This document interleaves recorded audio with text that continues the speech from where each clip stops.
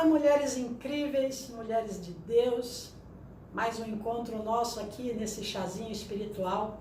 Peço que Deus nos abençoe e abra o nosso entendimento para as coisas que Ele deseja melhorar em nós, né? Transformando a nossa vida para que sejamos cada vez mais parecidas com Cristo Jesus.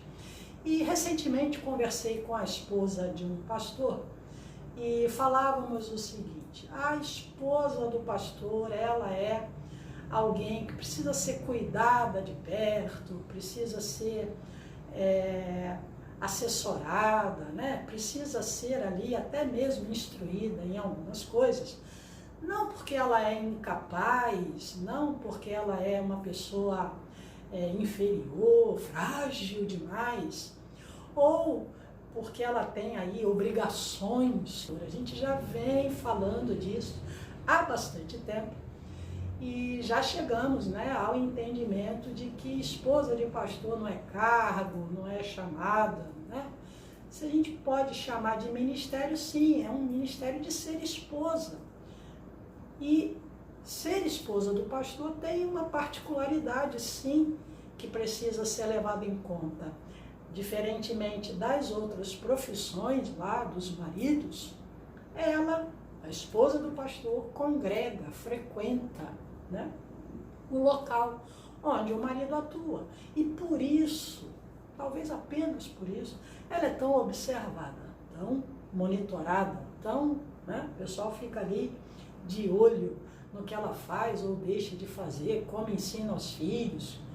Tudo isso a gente já tem visto, né, ao longo dos videozinhos, e o objetivo aqui é dar alguma colaboração para como lidar com isso. E hoje nós vamos falar sobre questões práticas do nosso dia a dia.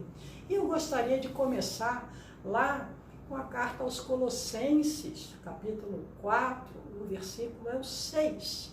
Lá diz assim: seja a vossa palavra sempre agradável, temperada com sal, para que saibais como responder a cada um, né? Como convém responder a cada um. E é um conselho muito importante esse. Por quê? Tanto é importante para nós temos que ter palavras agradáveis, sempre agradáveis. E aí a gente vai diferenciar de palavra agradável de palavras de bajulação, não é isso? A palavra, para ser agradável, ela, antes de mais nada, precisa estar temperada com sal. E que sal é esse? É a palavra de Deus, é o Evangelho.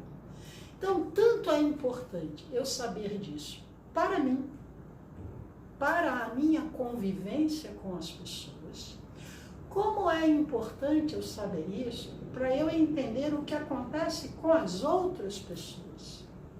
Estava eu recentemente assistindo um vídeo de uma psiquiatra e ela falava do comportamento que algumas pessoas têm em ter prazer em ser desagradável. Tem gente que tem prazer em ser desagradável. A pessoa que tem prazer em ser desagradável pode ser motivada por duas situações. Ou ela não teve a instrução lá de como se comportar. Vou dar um exemplo assim muito bobo, tá? Muito bobo, né? Tem gente que tem o costume de arrotar em público. Não é uma situação desagradável? Tem gente que tem esse costume, mas é desagradável você escutar, né, esses barulhos. Mas enfim, isso é só uma ilustração. Mas se você chegar para aquela criança, para aquele adolescente, para aquele, né, e com jeitinho, com carinho, instruir a pessoa: olha, é melhor evitar, se é um negócio, um problema de saúde, vá até um lugar assim mais reservado, vá até o banheiro. Com esse tipo de instrução, a pessoa pode mudar. E aí ela evitará, né, na medida do possível, na medida que ela vai também treinando isso, evitar fazer esses barulhos próprios da natureza. Então tem gente que às vezes tem um comportamento desagradável por falta de alguma orientação. Mas tem pessoas que têm prazer em ser desagradável para compensar. Compensar o quê, pastora Lídia? Às vezes um complexo, às vezes um trauma, às vezes um inconformismo. É como se ela estivesse medindo força. É como se ela estivesse prazerosamente querendo deixar o outro constrangido e assim ela se sobressair, ela se destacar. Uma forma de medir força. Tem gente que é assim. E nós temos que observar, lembra lá do examinar o homem a si mesmo? Pois é, nós devemos também nos examinar se não estamos com esse comportamento desagradável, tendo prazer em ser desagradável. Ixi, já vi tanto caso assim, relacionamento de chefe e funcionário, em relacionamentos entre funcionários, onde parece que a pessoa lá escolhe a dedo, pinça com lupa o defeito do outro para, vamos dizer assim, na primeira oportunidade deixar o cidadão constrangido. Bom, entendido isso, isso acontece também na igreja.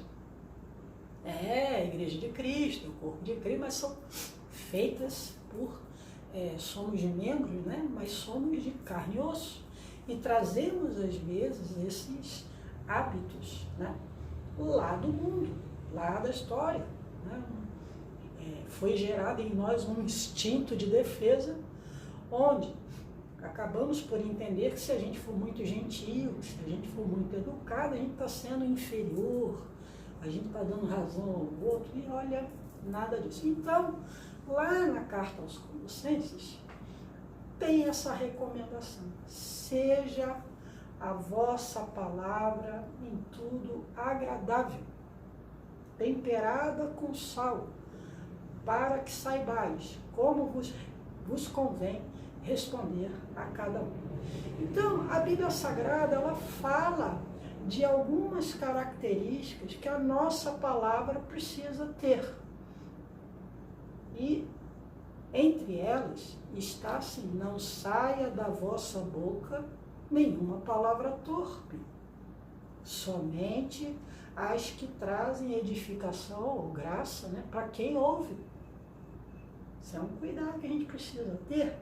Será que o meu linguajar, ele pode estar tendo essa conotação de palavreado torpe, chulo?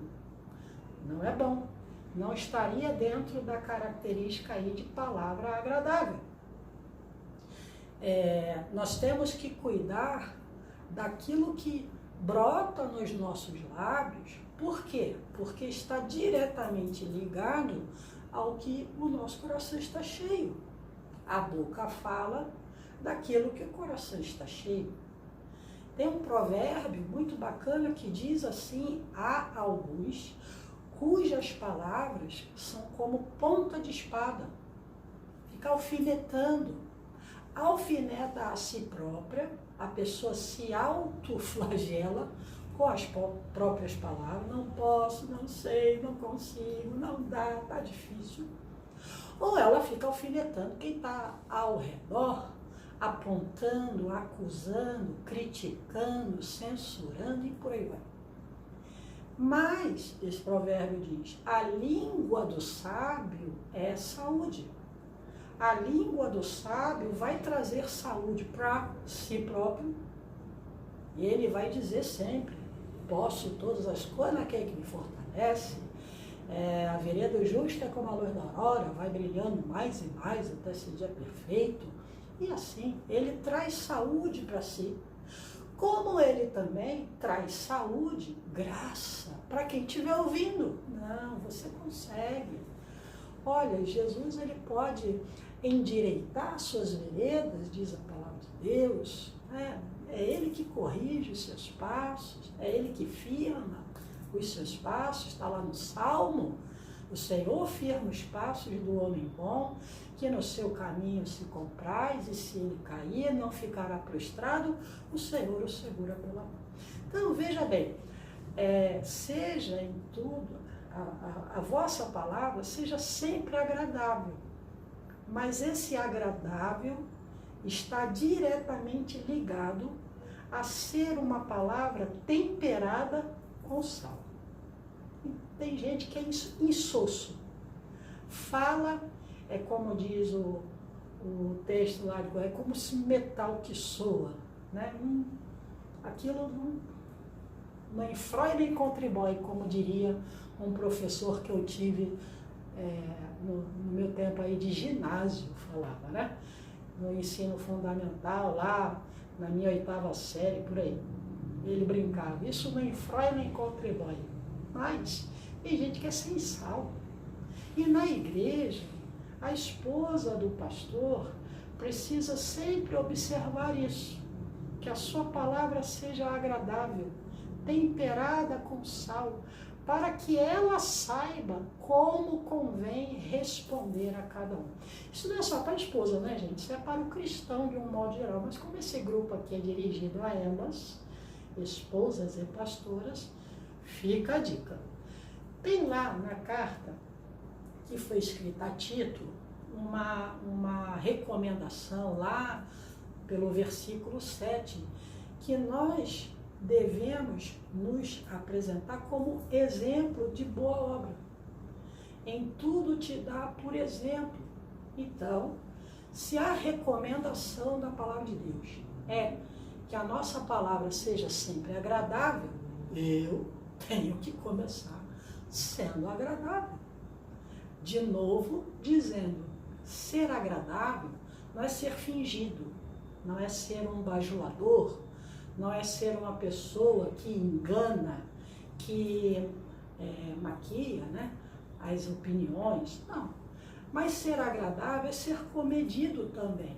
Se a gente for falar tudo que pensa, pode dar ruim, como diz aí, né? O Asaf falava isso lá no Salmo 73. Se eu falar o que eu penso, eu vou fazer Israel pecar.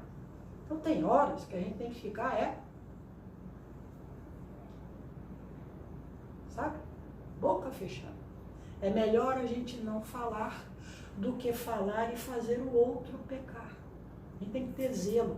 Então, minhas amadas, o nosso videozinho de hoje traz esse alerta que foi dito lá aos Colossenses. Seja em tudo a vossa palavra agradável, temperada com sal, para que saibais como vos convém responder a cada um. É mútuo. Eu tenho que prestar atenção em como convém responder a você e vice-versa, e ao redor, e no trabalho, e na igreja, e em casa, e com o marido, e com a liderança, e com os que são voluntários, e na escolinha, e com a criançada, como vos convém responder a cada um. Que essa meditação, que esse momento possa trazer para você uma orientação, até para orientar. Amém? Vamos orar? Pai querido, obrigado por este momento e que o Senhor possa colocar em nós, em nossas palavras, o tempero, o sal do Evangelho, para que a gente aprenda como convém responder às pessoas que convivem com a gente, sendo em tudo exemplo de boa obra. Que nós possamos alcançar aquilo que o salmista disse, de boas palavras transborda o meu coração. Deus, que o Senhor possa fazer o coração de cada uma dessa que está assistindo, fazer o coração transbordar de boas palavras, de palavras que trazem saúde para elas e para os que estão ao redor. Meu Deus, abençoe a todas em nome de Jesus. É isso. Ficamos por aqui. Até o próximo vídeo, em nome de Jesus.